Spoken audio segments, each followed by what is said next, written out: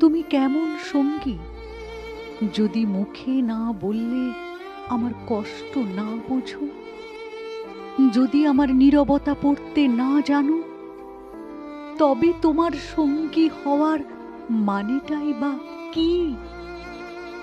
তুমি কেমন সঙ্গী, যদি বিপদের সময় আশ্রয় না হয়ে নিজেকে আড়াল করে ফেলো, যদি আমার সবচেয়ে কঠিন মুহূর্তে আমাকে একা ফেলে যাও, তাহলে তোমার সঙ্গ তো কেবল নামেই সঙ্গ।